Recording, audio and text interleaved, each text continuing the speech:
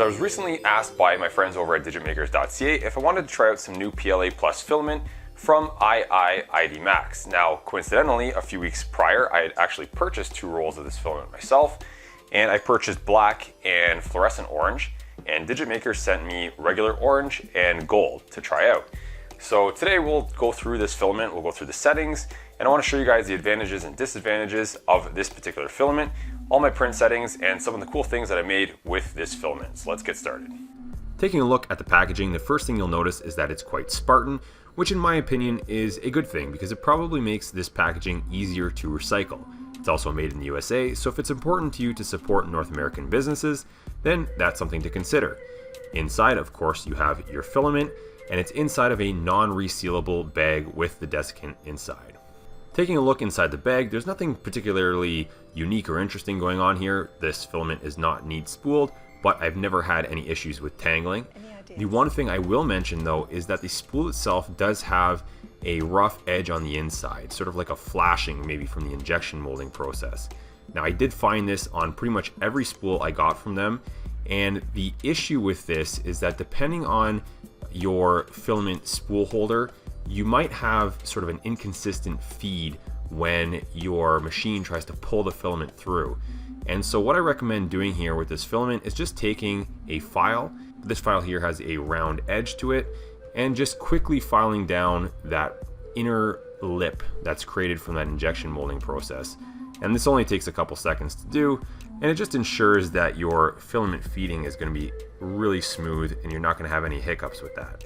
And so the very first print that I performed here was a temperature tower. Now this is just a small temperature tower, and the temperatures were ranging from 225 degrees Celsius to 195 degrees Celsius. And I used the gold filament to start. So I really wanted to just try and dial in the print temperature. Now I did one of the prints, the gold one, on my ANET ET5X machine, and I did the black one both in the IIID Max filament. I did that one on a separate machine, a custom machine that I have, and there was really no measurable difference between the two. All of the overhangs came out great. There was no sagging, warping, stringing, anything of that nature on these prints, and there was really no discernible difference in the sheen or gloss across all of the temperature gradients. So the material seems very, very stable, very flexible in terms of print temperature. And now I'm going to flip these two parts over. I'm going to mesh them together, and so you have the teeth on the cold side of one part meshing with the teeth on the hot side of one part, and there's really no gaps. So dimensionally across the different temperatures, it's also very stable.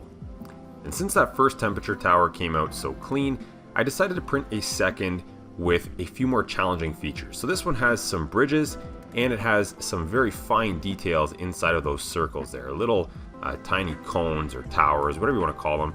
They're quite small.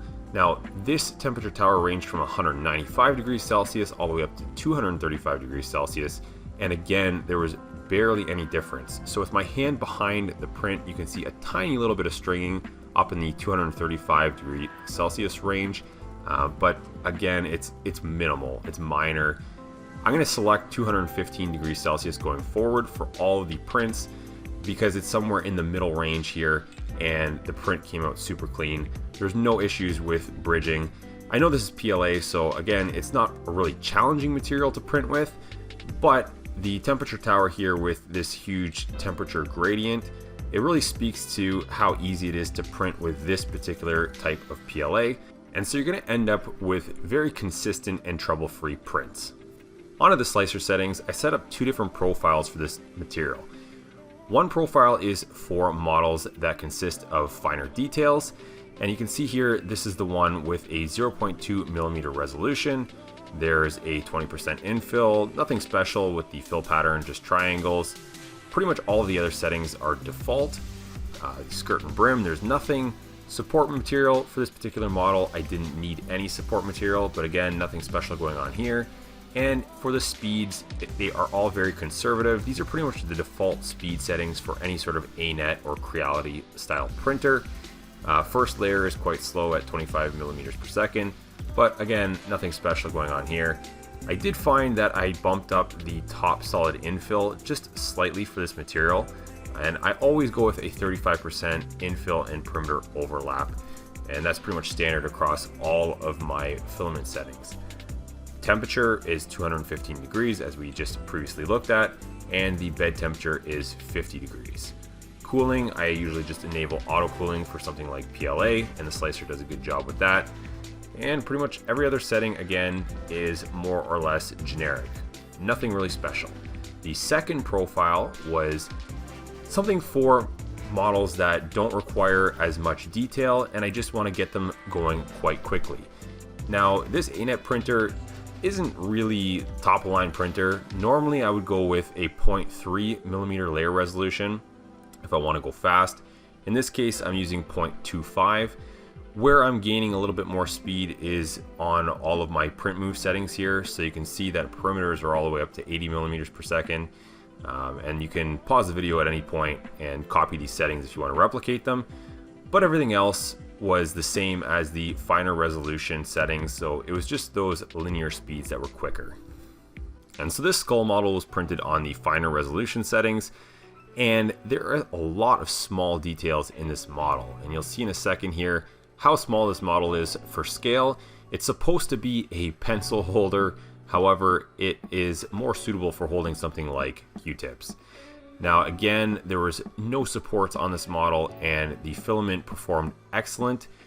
The details came out really great, even on all of the steep overhangs on sort of the back of the skull. There was really not much in terms of, again, stringing, blobbing, anything of that sort. All of those little mesh-like features in there were crystal clear and really sharp. So in my opinion, this filament performs excellent for small detail. And this next model was a larger vase. I printed this with the faster settings, and this also has a more coarse layer resolution of 0.25 millimeters. None of the detail in the print was lost, and the spiral pattern still looks great. The gold filament color has really grown on me. This is the first time I'm printing in gold. It never really previously appealed to me, but I do see now that I have it in my hands, there is a really nice sort of shimmering effect to it. It has a bit of fleck or sparkle in it, and it really stands out. I think if you guys have an application for gold, this is a great filament for you guys to print gold parts in. Next, I wanted to print something a little more challenging, and in my opinion, this is a pretty impressive print, especially because of that really steep overhang on the right-hand side. Printing it's really cool as well. It sort of grows out of the print bed. But this was printed at the finer resolution of 0.2 millimeters and the slower print speeds. Now, there was a 15 millimeter brim that was required around the bottom of this part in order to promote bed adhesion on the first layer and to keep the whole thing from tipping over. The layer adhesion was excellent though between layers, as when I pulled this thing off the print bed, despite the awkward geometry, none of it actually cracked. Taking a look at the underside of the steep overhang, you can see some sort of rough features there, and that's to be expected for a really steep overhang like that. And there was no supports at all done on this print. So again, like I said, that's kind of to be expected. I'm squeezing it a bit here. It's not cracking at all. So the material performed really well on this print. And I think again, that speaks to how easy it is to print in this material. And since the part came out so great, I took it one step further and cleaned it up with a hobby knife. I printed off the other half of the assembly, again in the IIID Max Black, added a little super glue, and I ended up with a really nice vase with that gold contrasting the black filament. After that, I wanted to showcase the orange filament for you guys, and it's a really striking and vibrant color. It reminds me a lot of the same style of orange that Joseph Prusa uses on all of his 3D printers. And the model here is Thing from the Addams Family. If you guys aren't familiar with that show, it's basically like a walking hand. Now, I normally don't like to print non-functional things. In this case, this is a obviously not very functional item here. However, it turns out it's one of my favorite prints I think I've ever done. This is at 0.25 millimeter layer resolution, so not crazy fine. But for some reason, the print came out so silky smooth. I just can't believe it. And this is on a, like I said, a very inexpensive ANET ET5X printer. And so I'm strongly considering making this my go-to filament of choice for PLA Plus because I haven't had a bad print yet. Earlier in the video, I mentioned that I purchased some of this filament in fluorescent orange, and so you can see the two colors side by side. On the right hand side is the fluorescent orange, on the left hand side is their regular orange. Now, it's worth mentioning that I did print this part here in fluorescent orange on a completely different printer with completely different print settings. So this was on a Creality Ender 5 Plus with a Bondtech DDX extruder. Those are 0.5 millimeter layer heights, and it was printed with a 0.8 millimeter nozzle. So the purpose of this was to be a much more functional print. It's a spring-loaded clamp, and so I had no issues with the mechanical strength of this filament either. And that's a pretty hefty looking spring in there, and I don't know, I can't remember off the top of my head anyways the exact clamping force, but it's quite strong, and the PLA held up great from this brand. Now, since I know that this material is suitable for functional parts, I'll leave you guys with this final model that I designed, and it is a metric T-handle hex wrench set holder.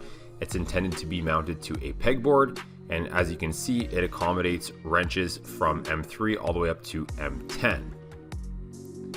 The pegboard hooks were also printed in the PLA Plus material, and since they are of a circular design, I split them down the middle and printed them in halves.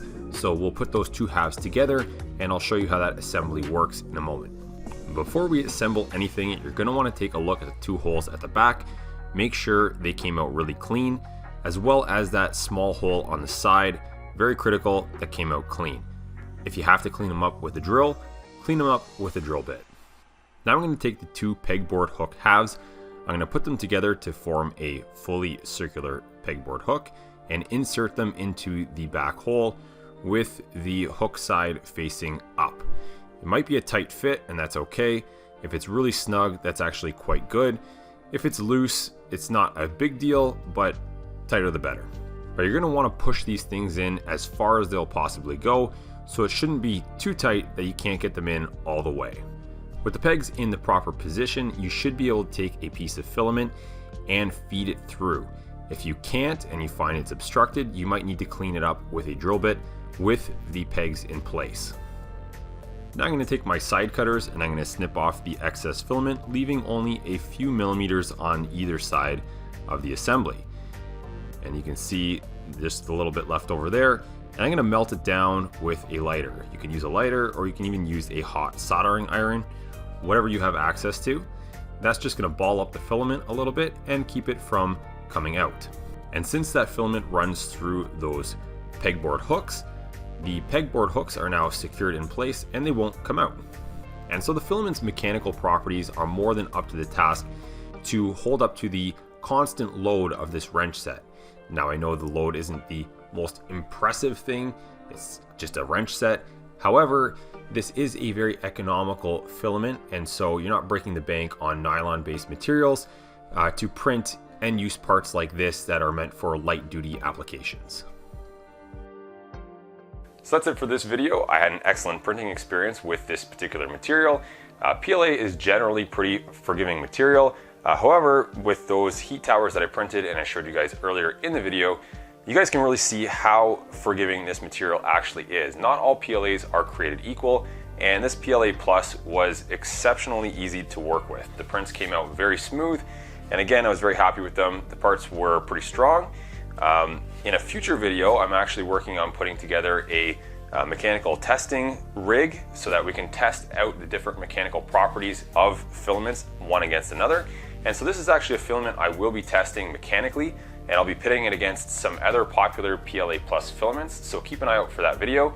If you guys are looking for this material, check out Digitmakers.ca, and you guys can find that material there. Again, it's a very economical choice and a great performing filament. So thanks again for watching, and I'll see you guys soon.